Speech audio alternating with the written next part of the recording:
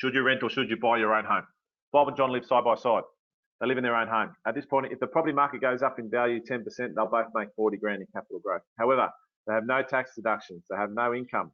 Okay, they've got to pay the mortgage off themselves. John has an idea. He says, Bob, let's swap houses. So it's hard to believe that I did these graphics myself.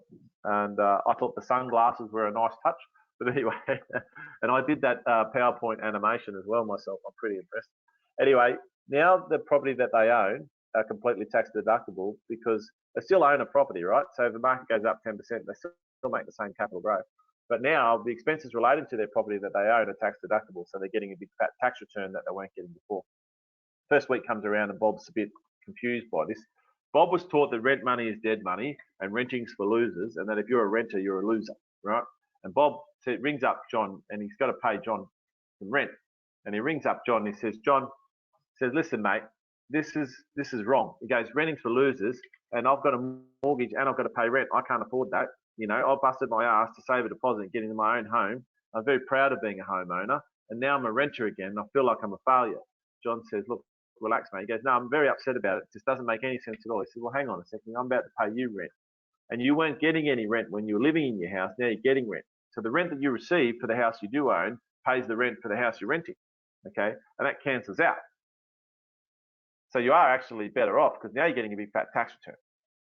This concept is called rent vesting. The first benefit here is that you still own the same number of houses. You still earn the same amount of capital growth, but now you're getting a tax return that's bigger than before. That's the first benefit. The next benefit is that if you get subsidised rental in the Defence Force, then you're even better off doing it. So the average Joe on the street who doesn't get subsidised rental is better off doing this. So if you do get subsidised rental, then you're even better off doing it, right? So the second benefit is it makes sense because then you can re-access the subsidised rental scheme, right? But then the third benefit is the biggest benefit of all, and that is this. If you only have one deposit, this should help you realise that you are better off taking that one deposit. If you're better off renting anyway, rent where you need to live and take your one deposit that you do have and put it on the property market that has the number one best chance of success. Go and make your 300 grand. Go and buy in Perth instead of Brisbane in 2004. Right now, it could be either of those. Right? But, you know, go and buy in the market that's moving. Don't get sucked in by this working class mindset that you need to buy your own home and pay it off, right?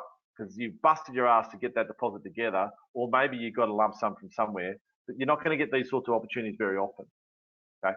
Don't put your money on a dead horse, okay?